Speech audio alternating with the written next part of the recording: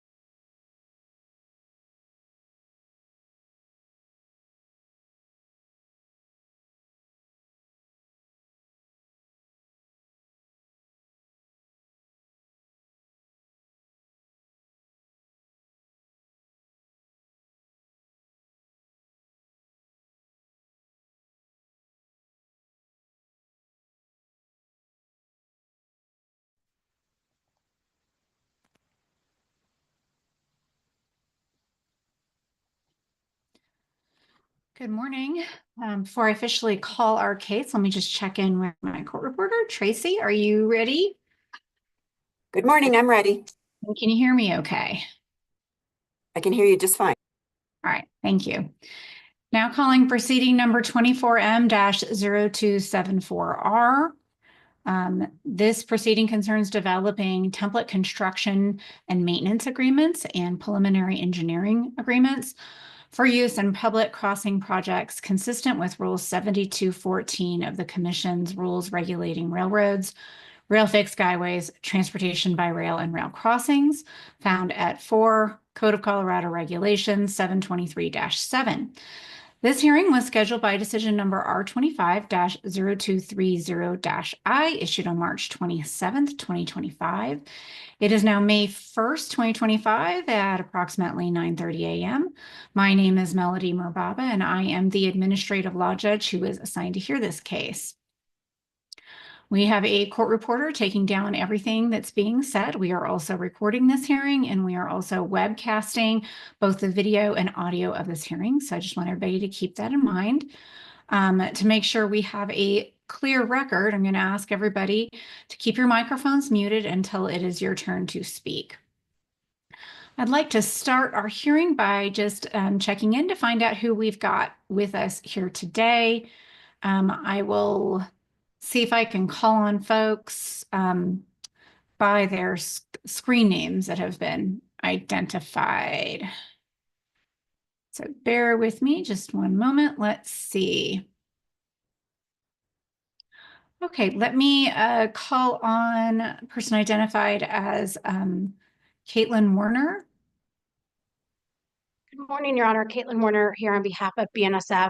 Also here on behalf of BNSF, who is with BNSF is James Donovan.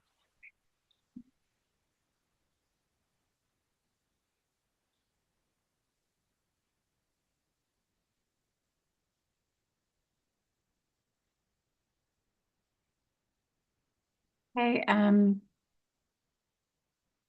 me call on the person identified on the screen as Brandon Dittman. Good morning, Your Honor. Brandon Dittman of Wilson, Williams, Fellman, Dittman, representing the Colorado Communications and Utility Alliance. I'm in this proceeding. All right. I'm sorry, Mr. Dittman, I thought you represented other entities. Can City you? of Arvada, City of Fort Collins, and a town of Hayden as well. What about Arvada or Aurora? Are you representing Aurora them? as well. Yes. Arvada, Aurora, Fort Collins, Hayden, the Colorado Communication Utility Alliance, of which all those entities are members of as well. Okay. All right. Now I want to call on the person identified on my screen as Heather Jarvis. Good morning, Your Honor. I am calling in from Fort Collins, from the Fort Collins City Attorney's Office. Okay. Thank you. Good morning. All right. Let me call on the person identified as HRA Swanson, and I'm sorry if I pronounced your first name incorrectly. Please tell me how it's supposed to be pronounced. No, you pronounced it correctly. It's Jeray Swanson. Thank you. You did great. I'm with the city of Greeley and just representing the city on this matter. Thank you. All right, thank you. And see, I think we've already got James Donovan into the record. How about the person identified as Sean Lanka or Lanka? Good morning. Yeah, Sean Lanka, Manager Legal Support Services, UP Law Department. Is there anybody else here that you'd like to enter the appearance on behalf of for Union Pacific? Yes, good morning, Judge. My apologies for joining late here. My name is Josephine Jordan, Senior Counsel for Union Pacific Railroad. Thank you. Okay, so for Union Pacific, we've got Josephine Jordan and Sean Lanka. Is there anybody else for Union Pacific here today? Yeah, Lance Kippen. I'm a consultant contractor for Union Pacific. David LaPlante, Union Pacific, Director, UP Real Estate. Great, thank you. That'll just save me from having to call on you individually. Hopefully we've got everybody noted from Union Pacific. Hi, Okay. good morning. pardon my interruption. This is Richard Kerner, consultant for Union Pacific. Okay, great. Thank you. Anybody else for Union Pacific? Good morning. I just joined Amber Stoffel as Regional Manager Public Projects with Union Pacific. You. Anybody else who's here with Union Pacific?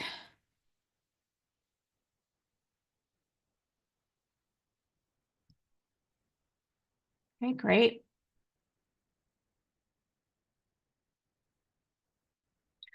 Okay, let me call on the person identified on the screen as Rebecca Greenberg. Good morning, Your Honor. Rebecca Greenberg calling in from Colorado Springs City Attorney's Office.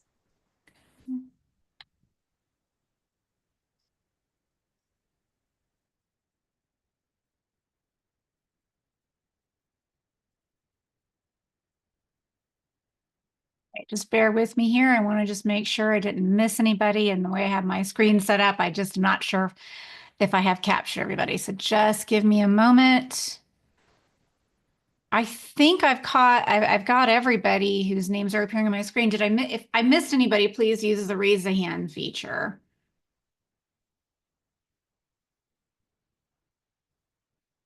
Okay. Thank you all for being here.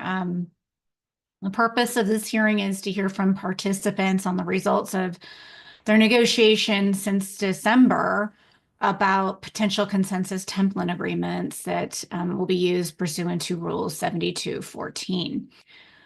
So I will just call on volunteers who would like to update me on where we are with things. You can unmute yourself or just use the raise the hand feature, and then I will call on you.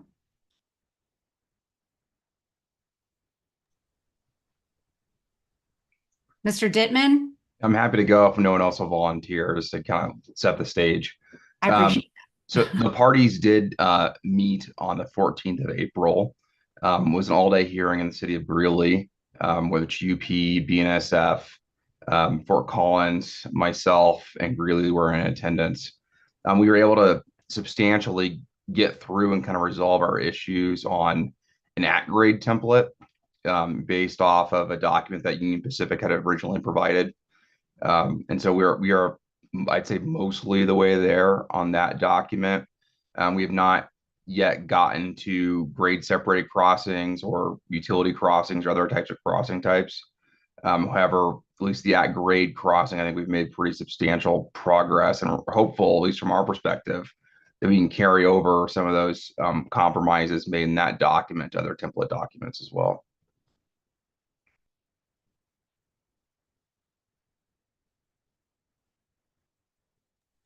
Okay, thank you. So what about progress on preliminary engineering agreements? We have not worked on those documents.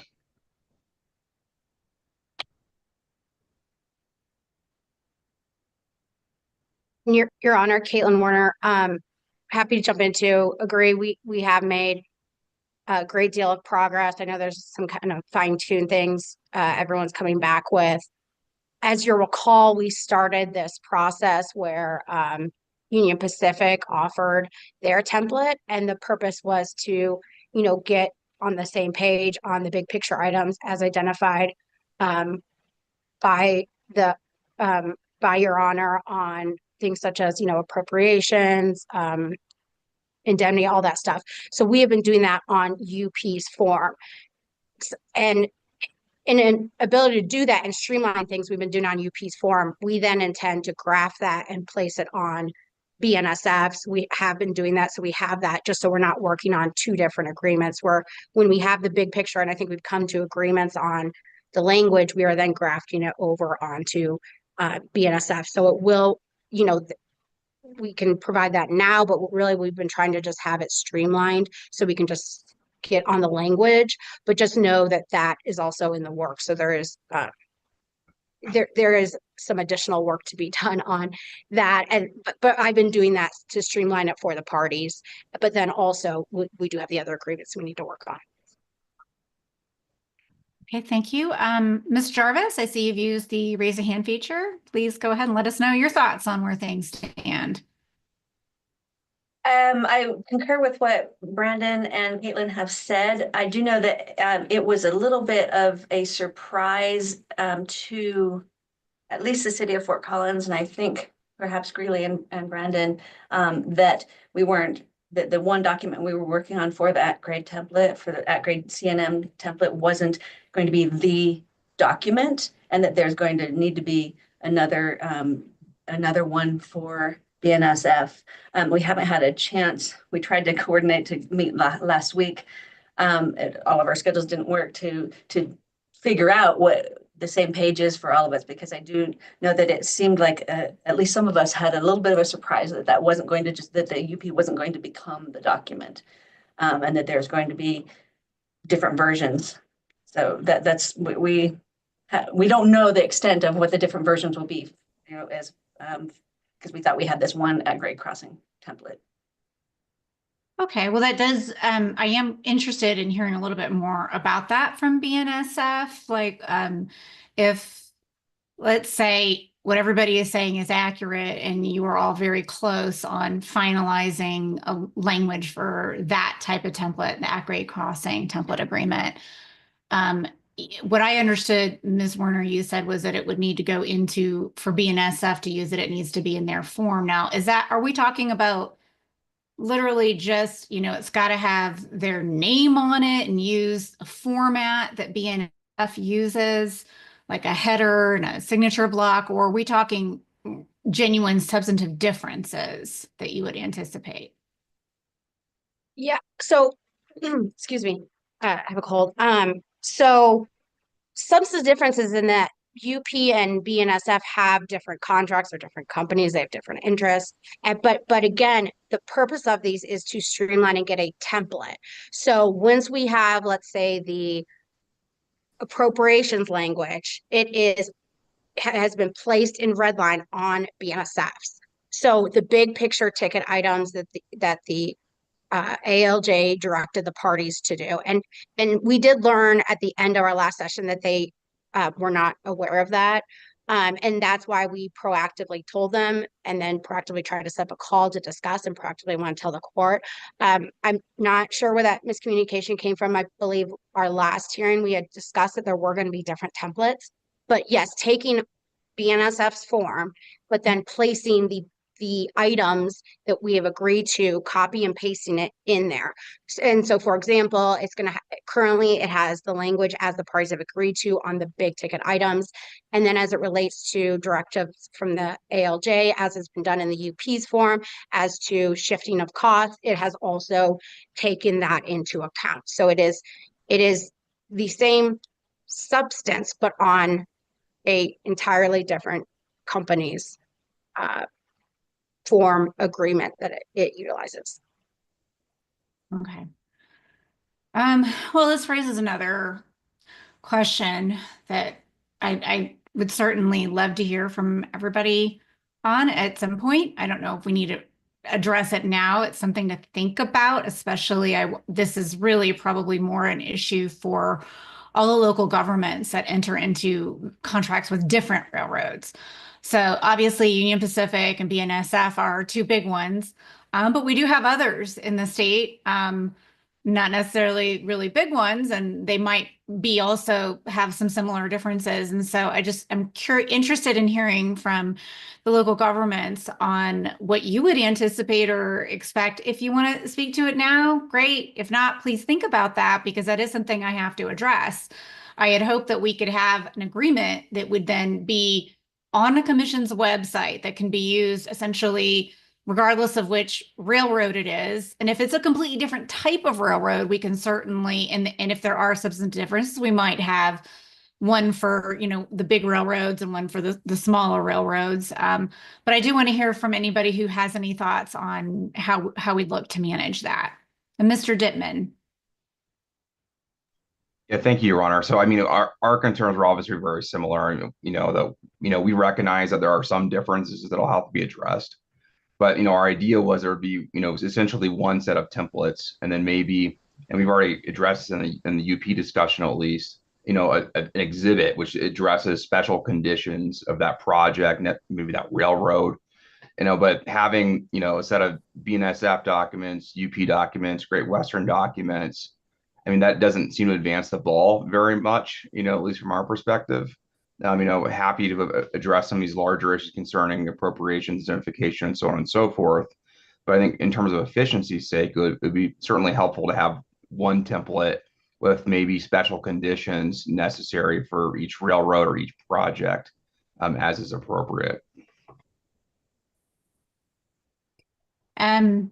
Okay, so something to think about and maybe report back to me on the next time we all chat is how feasible and practicable is that? And that'll also be something I want to hear from the railroads about, because we have this one thing where BNSF is saying we need to copy everything and put it into our form. And what that also tells me is that BNSF probably has some additional form language that they need to have in their agreements. And maybe Union Pacific has some specific UUP language, and maybe some other railroads have their own specific language. And I think my expectation would be, if I were to approve a template agreement, would be any additional language cannot conflict with or undermine the agreed upon template language. And so if basically, I don't want to see railroads coming in or the parties coming in and negotiating something that is completely undermines everything that we just tried to resolve here, such as the appropriations, the statutory, the statutes that govern how our Colorado government has to work in terms of funding and appropriation. So I don't think that's unreasonable. And I'm hoping everybody agrees that that's not unreasonable and that we can all come together the next time we chat on that. Ms. Jarvis, did you have something you wanted to add?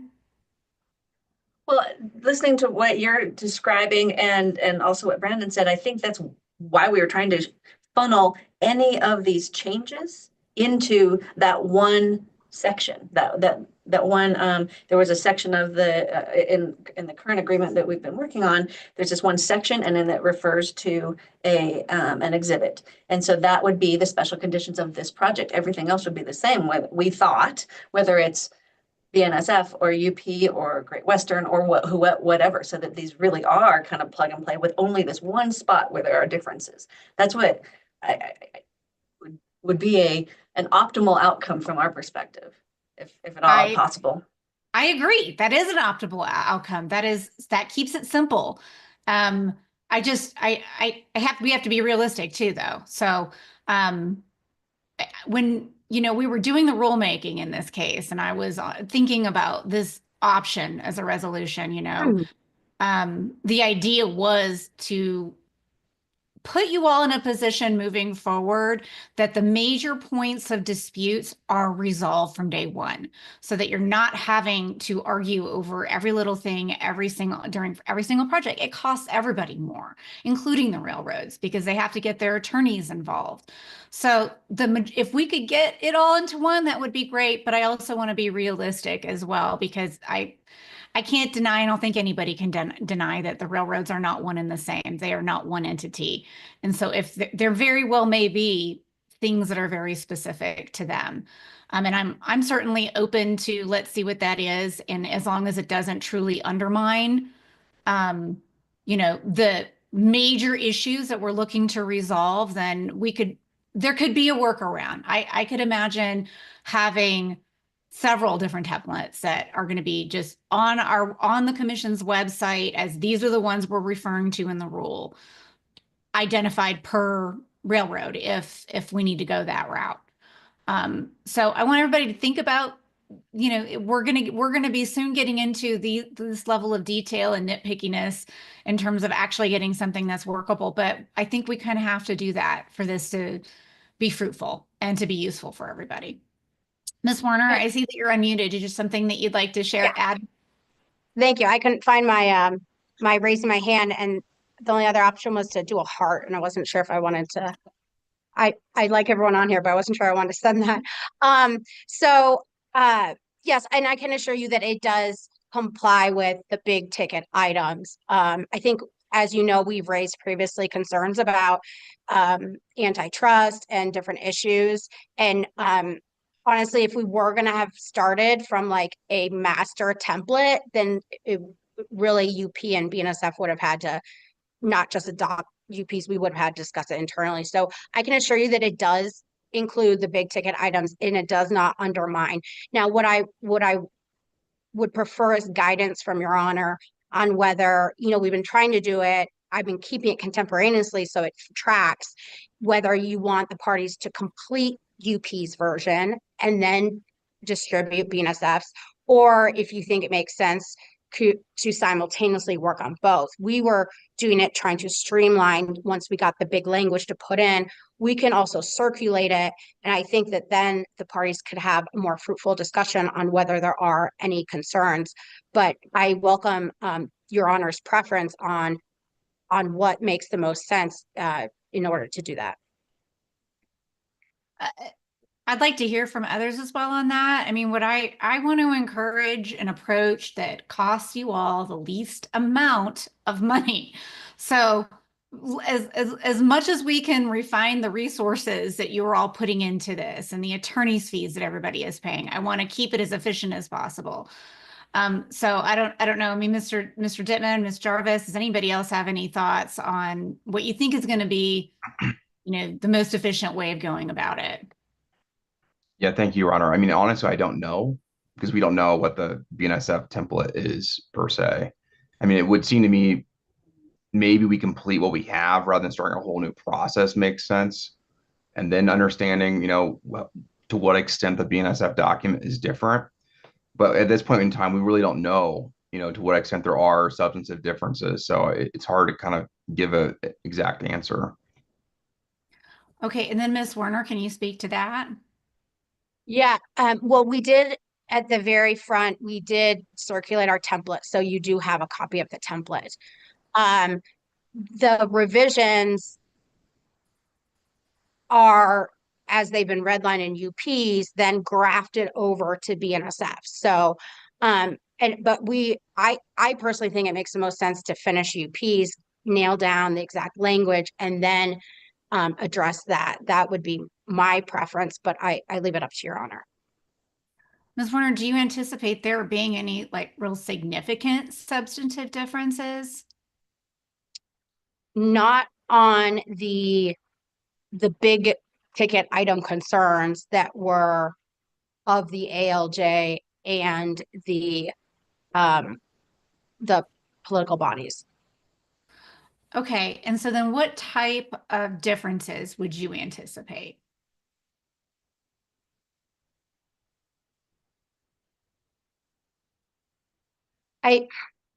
Offhand, I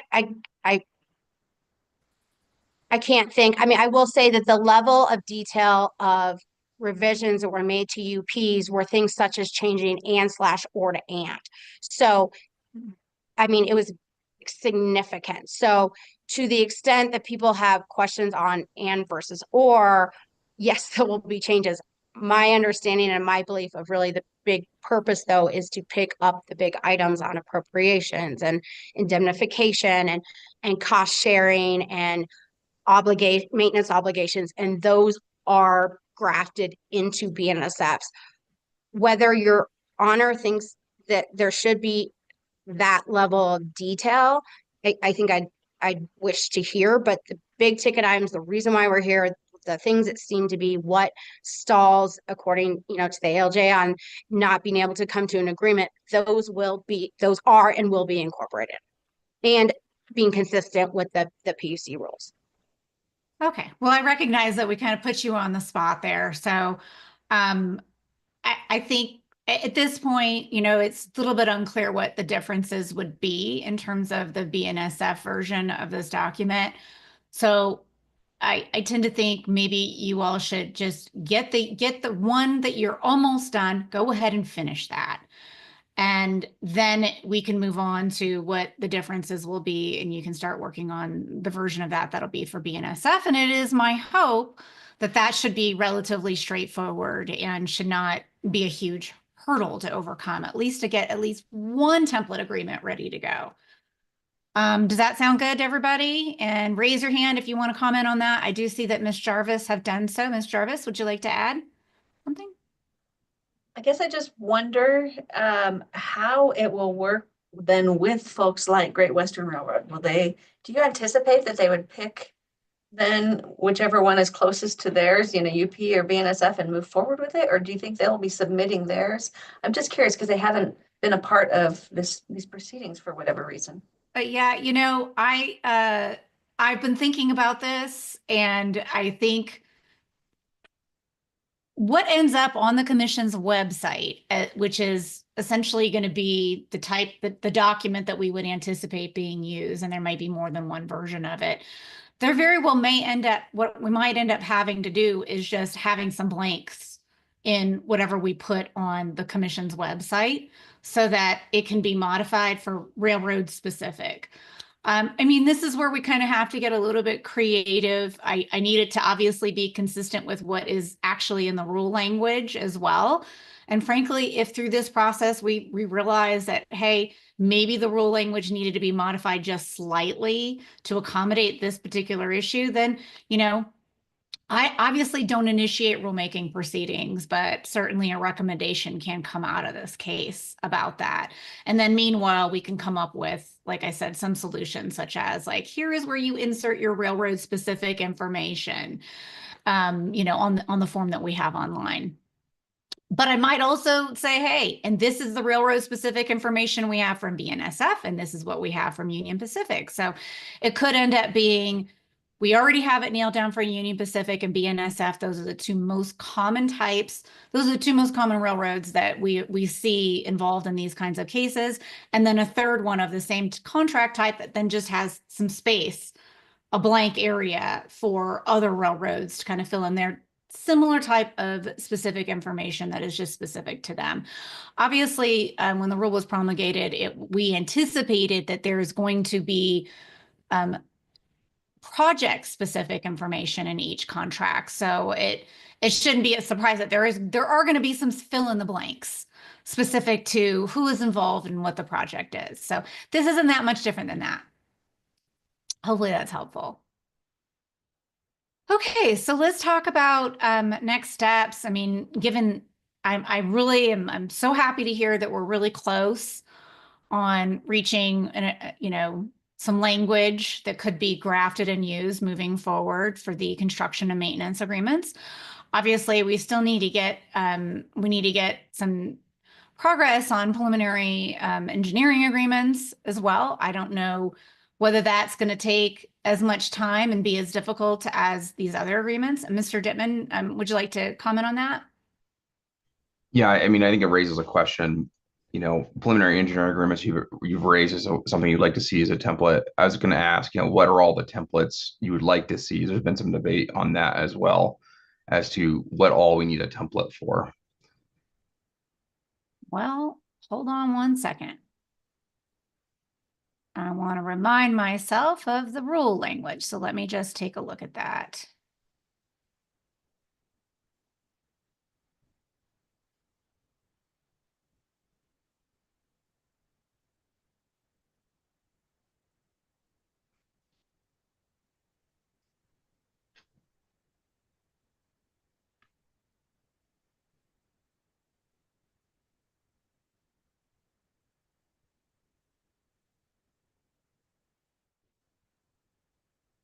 Yeah, it's a long list. So I guess what I would say is look at the rule.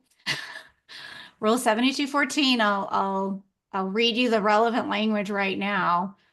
Highway, rail at grade crossings, grade separated crossings, pathway rail at grade crossings, pathway grade separated crossings, utility crossings, which we don't have a utility here.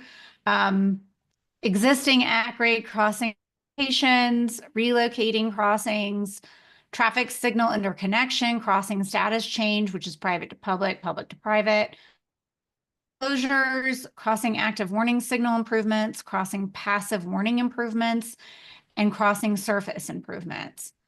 And I think part of this process, I think we can kind of flesh out, is there a type of agreement on that list that we have an issue with? For example, do we have the right parties at the table for example, like on a utility crossing. So, I mean, I want to get as much of this done as we possibly can. Mr. Dittman, did you have something more you wanted to add? And then Jarvis Oh, after whenever that. you're done, I do have to do something to add on the That's it. utility crossing Yeah. piece specifically. Sure. Go Yeah, ahead. so with utility crossing specifically, that is a major issue for us.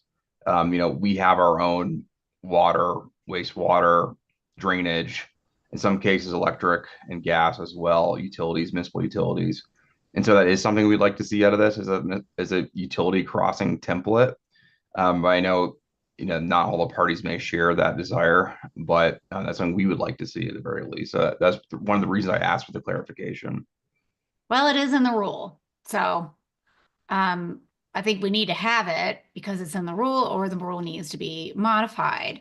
But I don't know that we have the right, and we just don't, it doesn't seem that any utilities have been involved. So, one of the things I might look into is just to see whether we need to do some additional notice and see if we can get them on board and in the loop and paying attention to this case and maybe get them involved. Obviously, you guys have been working really. It's just been on this one agreement, and it's taken us this long to get that far. So there's still obviously a lot more work that needs to be done. And I'm not saying that the utilities don't have to be part of that. They probably should be part of that. Ms. Jarvis? I was, you and Brandon both, thank you, Your Honor, sorry. I was going to say that exact thing is that while Fort Collins is its own utility in many respects, it does seem like some representation, some additional folks could be a part of this and it'd be valuable. But just like Brandon says, we do have our own utilities also. So we were looking for that to come out of this endeavor.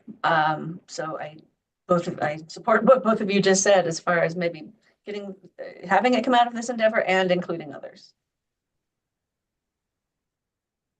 Okay, so we've obviously got numerous local governments that are involved in this that also might be in that same position.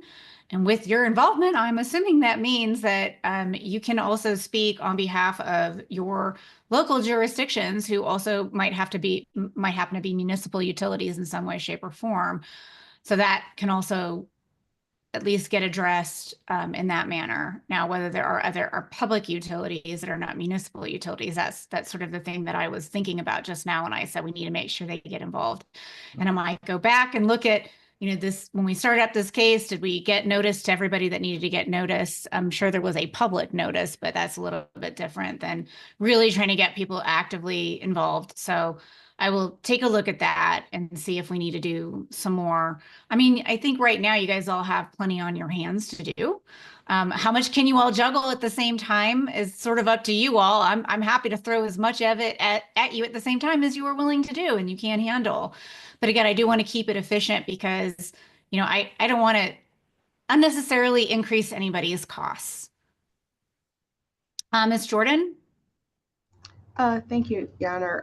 So I think what you just teed up there was what my thoughts were and my concern with that. This is a significant list and with limited, resources that I'm sure that everyone has. And I don't know if this is the exercise for the parties to go through. I think our next meeting, workshop that we have for the parties is on May 28th. I believe that's our next date. So I don't know in terms of that for us to decide kind of what's the pecking order in terms of prioritization. To be able to understand collectively, once we do get through the act grade, collectively, I know I heard Mr. Dittman in reference to the utilities, but what is the party's desired next sets of agreements to work on? Okay, I appreciate that. And I think that would be a great thing for all of you to talk about when you have your next meeting so that we can all get on the same page. And, you can begin that. You don't have to wait for me and to have another hearing. If you all reach an agreement and you say, hey, we're this far, we think we're almost done, let's do this next, then just do it. You don't have to wait to come back to me to talk to me about it. So thank you for that. I do have a question and I'll just expose my own ignorance on this topic because I haven't, in all the years I've been at the commission, I don't think I've had a single case that involved a utility crossing. And so I'm just wondering if somebody can tell me who are all the parties when you do have to a contract relating to a utility crossing? Who do you have to bring to the table? I mean, I'm thinking it's going to be the local government, the relevant utility, which may or may not also be the local government, and the railroad whose tracks are at issue. Is that about right? Mr. Dittman? Yeah, I mean, I can at least speak to my, experience with this. I mean, typically when we're working on a utility crossing agreement, that is between only the local government and the railroad, because the ones that are primarily affected by this are the water and sewer drainage, is what we see, right? I mean, primarily. There may be, I'm sure there are utility agreements with Excel or Black Hills or anybody else, but I think the ones that are probably most prevalent are the local government ones. And the reason why you haven't seen those so much is because if we come to agreement on those, they don't come to the commission for approval, right? It's only when there's a debate or a challenge where it's subject to commission approval, which is why you probably don't see them very often. However, I know that the issue that we run into a lot is really cost of those easements and whether the cost is justified, and whether it has any relation at all to the rights being, asked for. And so I think, having some clarity on forms would be helpful for resolving disputes going forward. Your Honor, this is David LaPlante from Union Pacific. Just to respond to Mr. Dittman and just to give some color to Your Honor, there are two issues where the railroads see these utilities. One obviously would be germane to this discussion, and that would be when the city or local municipality is the utility. And then, of course, there are the more numerous responses from the railroad's perspective, where we're dealing with third-party utilities, Sprint, fiber, private companies. So obviously, those the agreements with the private companies wouldn't be at issue in this proceeding, in this kind of but I think UP would be willing to consider those discussions. But as Josephine said, that's a pretty big, very separate matter from UP's perspective, and I'm sure the BM would probably agree. And there's even a different group of professionals that would need to be in the room to have those discussions, with the various cities and in this proceeding. And I think it would be helpful if we continue to work on the form that we have. From UP's perspective, the forms that we use for our utility crossings are very different scope. I mean, completely different. And I believe it's way better for us to focus on what we have in front of us, and then you deal with that after. And again, there's this one, my counterpart would need to be involved. Is that's a different body of work, and that's UP's perspective. Thank you, Your Honor. Thank you. Yeah, I just think it is somewhat rare for the commission to get involved in those kinds of situations. My understanding is that commission only really gets involved with a utility crossing dispute or an issue between the parties involved. So in terms of priorities, I tend to agree the priority should be the agreement you guys are all working on, getting that resolved. And hopefully a lot of that work we can have translate into some foreign language that could be used on these other types of agreements. Understanding that a utility crossing type agreement is going to have its own unique features. At the end of the day, I'm still really only looking at trying to make sure there aren't going to be ongoing disputes about things there should not be ongoing disputes about, such as the legal requirements in the state of Colorado for the types of contracts that a local government or a state government entity can enter into. Okay, so let's talk about next steps. I would love to hear from folks on any proposals for what we should do next and what timeline we're looking at. Mr. Dittman, you're unmuted, so I'm going to call on you. Any ideas, any thoughts? Yeah, I wasn't necessarily volunteering, but I can lend some ideas. So, I mean, I think what makes the most sense to finish the one we have, right, which is the at-grade crossing. I think, that should be able to be translated almost entirely to grade separated crossings. There shouldn't be a whole lot of differences other than, not having an at-grade crossing in those situations. So I think we can get to those kind of two fairly quickly, I would think. And then from there, I think the next priorities would be the engineering agreements and the utility crossings would be the other ones that, we see the most, issues with. And then the other types of crossings are not as prevalent in terms of having, disputes. And so if I were to map a roadmap, that would be the ideal way to do it. Finish the one we have.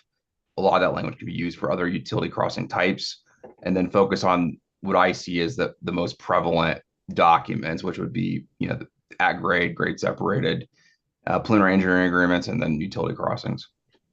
What about a timeline and just in terms of should I set another hearing? And if so, when? Set a deadline for you all to meet. I think somebody said you guys have another meeting maybe on May 17th already scheduled. 28th. May 28th. 28th, okay. Your How much Honor, I would time? Sorry, go ahead. Is Oh. that you, Ms. Warner? Yes. Okay. Yes, sorry, Your Honor. And I'm not necessarily mentioning this because I think it requires your involvement, but just because I have all the parties here, I would suggest that afterwards we come to an agreement on when, I know we've all had some stuff to kind of come back on, that we come to an internal agreement before that May 28th, so that, hopefully that's really getting the last version out, then we can incorporate that as well into BNSFs, and then maybe we need another meeting on BNSFs if you guys, if the, the political bodies or the agencies prefer to.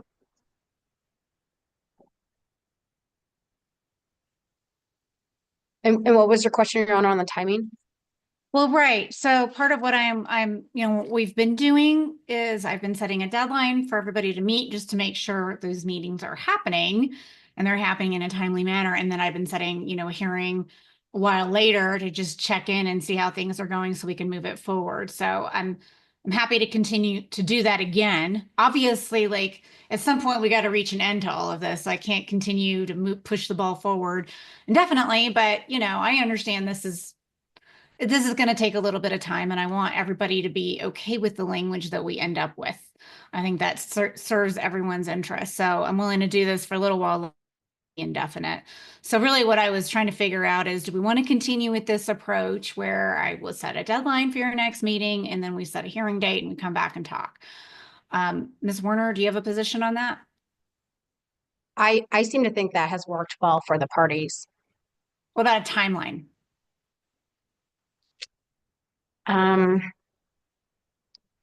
If we're doing May 28th, it seems as though, or at least in our experience, if we have our meeting among all the parties, what were we, 2 weeks, at least 2 weeks before meeting with Your Honor, that seems to kind of give the parties enough to work with. So maybe mid-June, but I welcome other people's thoughts. I think that's a little optimistic, and we may want to move it out a little bit to have a meeting on finalizing the UP, then maybe we want another meeting on the BNSF, and then have another hearing.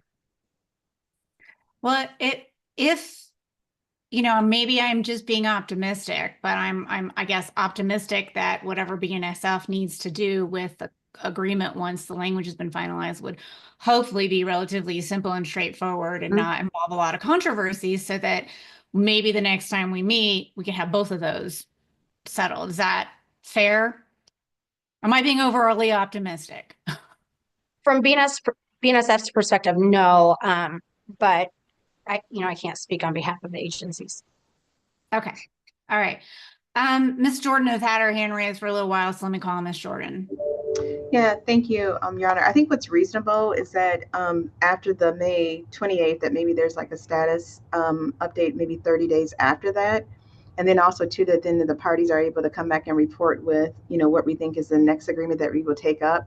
While I appreciate Mr. Dittman's kind of imputing that, we should be able to just simply transfer these provisions and shouldn't be as easy. I don't know if that's necessarily the case. I would want us at least collectively at that May 28th meeting to have that consensus and then bring back that recommendation to you as to what do we think is the next agreement for us to, or set of agreements, like I think expressed before, to take up, and then also to what we think that timeline looks like, as well. I do like that idea of next time we meet, you all having reached a consensus on what the next agreement is to tackle. I think that helps continue to move the ball forward, and it puts something on everybody's plate to think about and try to resolve in this time that you're going to be given. Okay, Mr. Dittman. Thank you, Your Honor. So, I mean, just answer the question on timeline and kind of what my thoughts were, at least on the meeting cadence. So, I think what we're doing is working. I would agree. Having some sort of accountability through these meetings, I think, is a good thing. I think in terms of meeting with Your Honor, maybe quarterly at this point in time, I think would be, which we could more or less have been doing. Continuing that would be good, and I would at least be hopeful that by the end of the year, we can at least have, I think, those major agreements done. I'm hopeful that is the case. This case, I think, is, if you look at all the different iterations, is now going on year 7 almost. And so we would like to see some, end to this. I mean, so we share that concern as well. I agree. I mean, admittedly, I did the rulemaking and it did take a long time. I'm sure you might recall it was not an easy rulemaking. Everybody was pretty far apart and it took a long time, after that, those rules, after my decision for that to become a final decision and for appeals to play out. So, I mean, it's definitely been a slow process, and I'm still hopeful that at the end of the day, everybody is going to benefit from it if we can get some savings and get everybody on the same page. So yeah, we're not going to let this go on indefinitely, but I also think that if we do it right, we can avoid a lot of disputes in the future and save everybody a lot of time and money and resources. Okay, so I'm fine with proceeding as we've discussed. First thing I want to do is just kind of look at the calendar here at dates.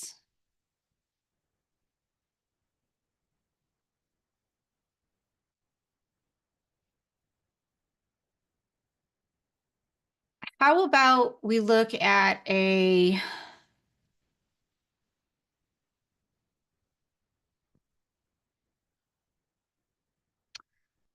can set more than one date. I'll just say this, I'm actually really almost surprised, but very pleasantly surprised to hear from both of the Railroad Union Pacific and BNSF. I'm getting a level of eagerness to also get this done. I mean, both have indicated, have offered, hey, let's come back, essentially pretty quickly in light of the circumstances. I think BNSF said maybe mid-June, and Union Pacific said maybe 30 days after you meet. So, I mean, that's actually a much quicker time frame than I think what Mr. Dittman proposed, which was sort of quarterly. And I think I want to go with it. Let's take this momentum and run with it. We can set more than one date too, so that we've got numerous targets and we're not just letting things lapse. So perhaps what we do is we go with this idea that we'll meet around 30 days after your May 28th meeting. So that would take us either the very end of June or the beginning of July.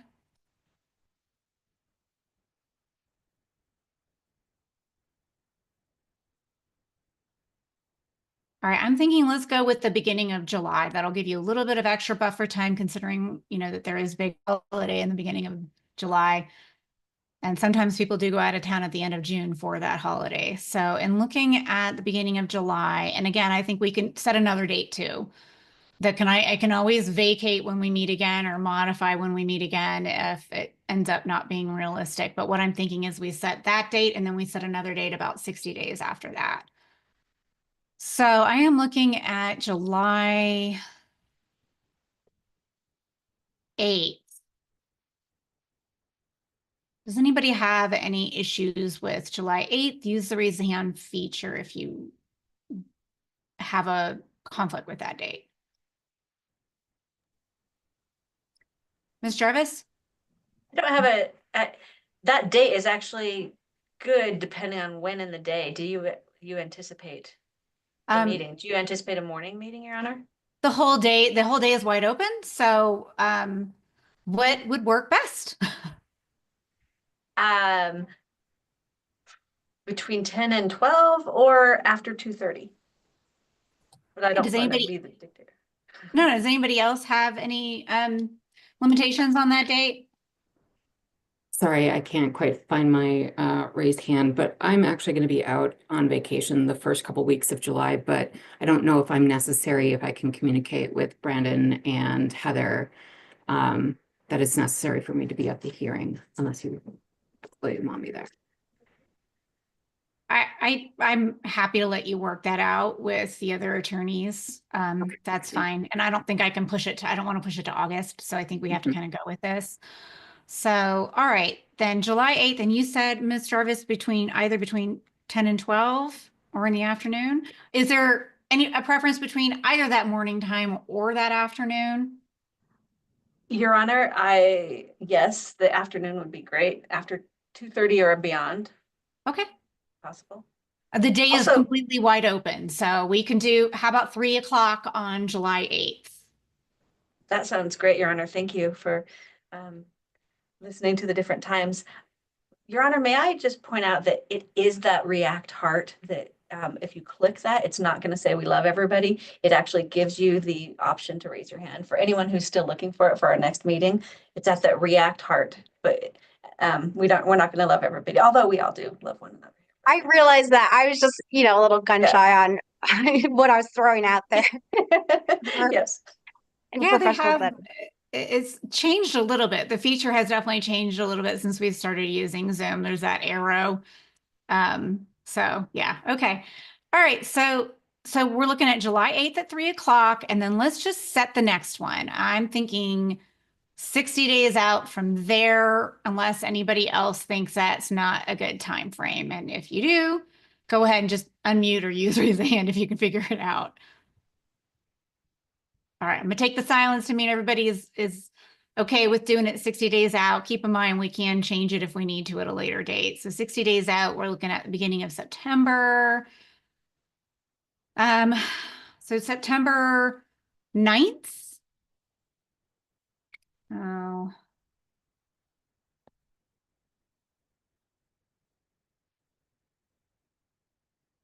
Okay, yeah. So September 9th, and I am looking at something midday for that. Oh, sorry. Looks like September 9th isn't going to work. Let's see. How about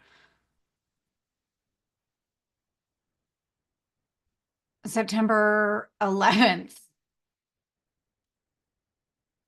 in the afternoon? Does anybody have any issues with September 11th? Your Honor, I'll be out of town from the 11th through the 13th. Okay.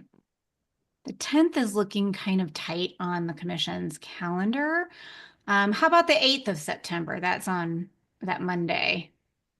Any issues with September 8th?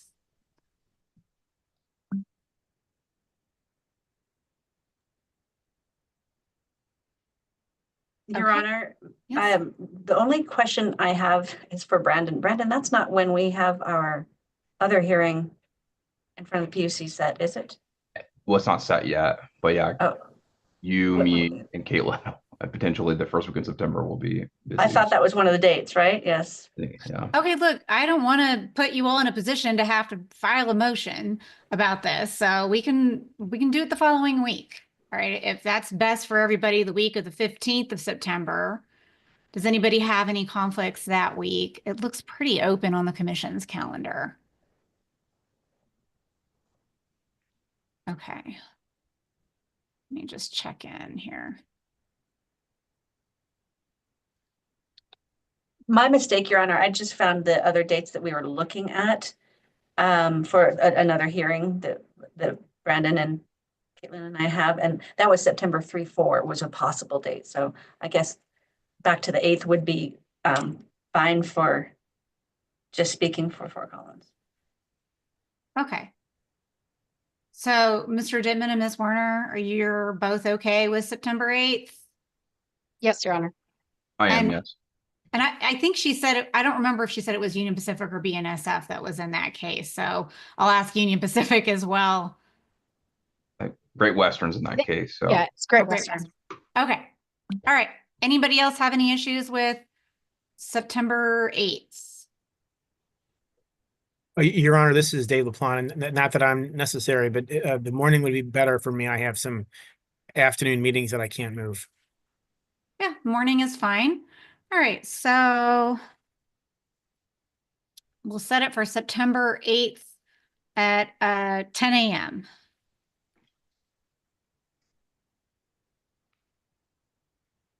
Thank you, Your Honor.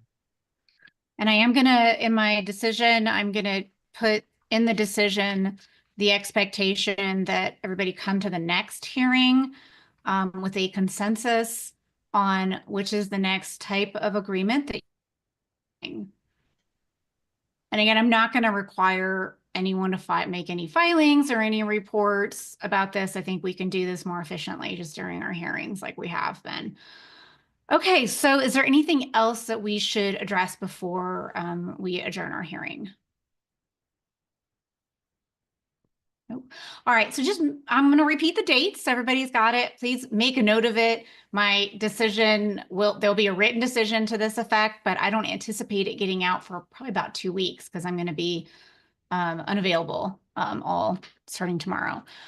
So we've got the next date will be July 8th at 3:00 p.m. Will be September 8th at 10 o'clock a.m. And when everybody comes on July 8th, I'll expect a consensus on which agreements you're going to be tackling next. And then I will also just expect an update on where we are with the agreements that you have been working on. And I also am hoping that I can get a little bit more, I'm also hoping by that point, based on what Ms. Werner said, that you will have resolved both the Union Pacific and the BNSF agreement for I think it was at-grade crossings that you guys are focused on right now. So I think Ms. Werner, what you had explained is that what you would hope to do is before you meet on May 28th to basically be prepared by that meeting to also talk about any differences with the BNSF contract. Is that about right? Yes, that should work. And offline, I can contact the parties about getting some dates certain to finalize the UP so then that we can put it in BNSFs and circulate. Perfect. All right. Thank you all. I appreciate everybody's efforts. I know this is not, there's a lot of complicated issues that are involved and it's not an easy thing, especially when you have so many different interests involved. So I do appreciate everybody's efforts and I will see you next time. Have a great weekend. We will be adjourned. Thank you, Thank you, Your Your Honor. Honor. Thank you. Thank you.